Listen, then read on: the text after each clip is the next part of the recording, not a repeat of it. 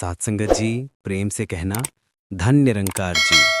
आप सभी का स्वागत है एक नई साखी के साथ आपके अपने चैनल पर। तो आशा करता हूं आप सब अच्छे होंगे। तो चलिए सुनते हैं आज की साखी। घर का माहौल पिछले कुछ दिनों से काफी शांत और मधुर हो गया था। भागवत कथा की तरह सास बहू के रिश्ते की ये कहानी अब एक नई दिशा में बढ़ रही थी।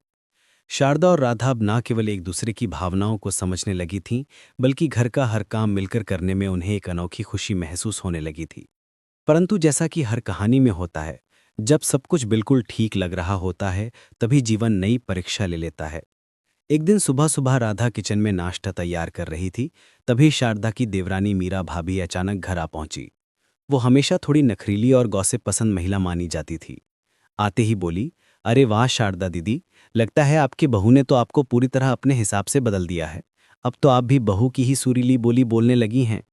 शारदा मुस्कुरा दी। मीरा, घर में प्यार हो तो बोलने का ढंग अपने आप मीठा हो जाता है। मीरा भाभी तुरंत ताना मारते हुए बोली, देखना दीदी, ये सारी मिठास 2-4 महीने की है, बाद में तो बहुएं घर को अपने कानून पर ही चलाती हैं।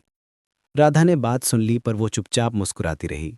ये उसकी नई सीखी हुई कला थी, अनावश्यक बातों को दिल पर न लेना। दिन बीतते गए। मीरा भाभी 3 दिनों के लिए उसी घर में रहने वाली थीं। उनके रहते घर में बार बार सास बहू के रिश्तों पर चर्चा होती रहती। एक दिन मीरा बोली, राधा तुम अपनी सास को इतना मानती हो, कहीं ऐसा तो नहीं कि तुम दिखावा कर रही हो? बहुएं तो इम्तिहान पास होते ही अलग रंग दिखाने लगती हैं। राधा ने विनम्रता से जवाब दिया, भाभी, संस्कार दिखावे से नहीं, सच्चे मन से निभाए जाते हैं। और मुझे तो यही सिखाया गया है कि घर में अहंकार नहीं, प्रेम और समझदारी होनी चाहिए। शारदा ये सब सुनकर गर्व से भर उठती, पर मीरा भाभी मानने को तैयार ही नहीं थी। एक दिन सुबह मीरा भाभी ने जानबूझकर रसोई में सारी चीजें इधर उधर कर दी और खुद कमरे में जाकर लेट गईं। जब राधा किचन में पहुंची तो उसे लगा कोई बड़ी अनहोनी हो गई है। मसाले उल्टे पड़े थे, दालें फर्श पर बिखरी थीं और गैस पर रखा दूध उबलकर चूल्हे पर बह रहा था। शारदा ने जब ये देखा तो वो हैरान रह गई। राधा, ये सब कैसे हुआ? राधा धीरे से बोली, माँ जी, अभी साफ कर देती हूँ, शायद किसी बिल्ली या हवा से कुछ गिर गया होगा। मीरा भाभी अंदर से सब सुन रही थी। वे चाहती थी कि राधा गुस्सा करे या कम से कम ये कह दे कि उन्होंने गड़बड़ की है, लेकिन राधा चुपचाप सफाई करने लगी। थोड़ा ही समय लगा और रसोई फिर नई जैसी चमकने लगी। दोपहर बाद शारदा और मीरा भाभी बैठी थीं। शारदा शांत स्वर में बोली, मीरा, रिश्ते घर में मिठास से बनते हैं, इम्तिहान से नहीं। अगर अपनी बहू को बार बार परखते रहेंगे तो घर का माहौल कभी शांत नहीं रहेगा। निरंकारी सत्संग में यही सिखाया जाता है कि अपने मन को साफ रखा जाए। दूसरों की कमी निकालने से चरित्र नहीं बनता, बल्कि प्रेम और सहयोग से घर संभलता है। मीरा भाभी थोड़ी असहज हुईं। उन्होंने चाह कर भी घर का वातावरण बिगाड़ नहीं पाया था। रात को अचानक मीरा भाभी के पैर का मोच निकल गया। तेज दर्द होने लगा। सबसे पहले राधा दौड़कर आई। गर्म पानी, मरहम पट्टी, सब कुछ उसने फुर्ती से लाकर उनके पैर पर लगा दिया। बार बार पूछती, दर्द कम हुआ भाभी?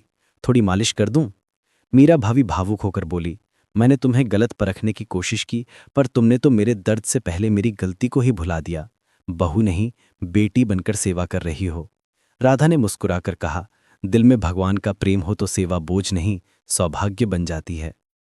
अगले दिन मीरा भाभी ने पूरे परिवार के सामने कहा, दीदी, आपकी बहू सिर्फ संस्कारी नहीं, बल्कि हृदय से निरंकारी है। मैं इसे परखने आई थी, लेकिन इसने अपनी सेवा और विनम्रता से मुझे ही बदल दिया। मैं मानती हूं, बहू वही जो घर में प्रेम का दीपक जलाए। शारदा की आंखें भर आईं। राधा झुका हुआ सिर लिए खड़ी थी, पर उसके दिल में एक अजीब सी शांति थी। सही रास्ता अपनाने वाले की हार कभी नहीं होती। घर में परीक्षा नहीं, प्रेम की आवश्यकता होती है। बहू हो या सास, रिश्तों को जीतने का रास्ता सेवा, विनम्रता और समझदारी है। जहां मैं कम होता है वहीं हम का दीप जलता है। अहंकार छोड़कर प्रेम से रहो तो हर घर स्वर्ग बन जाता है। अगर आज की ये साखी आपको अच्छी लगी हो तो चैनल को सब्सक्राइब करें और ज़्यादा से ज़्यादा लोगों के पास शेयर करें। बड़ी कृपा होगी। साथ संगत जी, प्रेम से कहना धन निरंकार जी।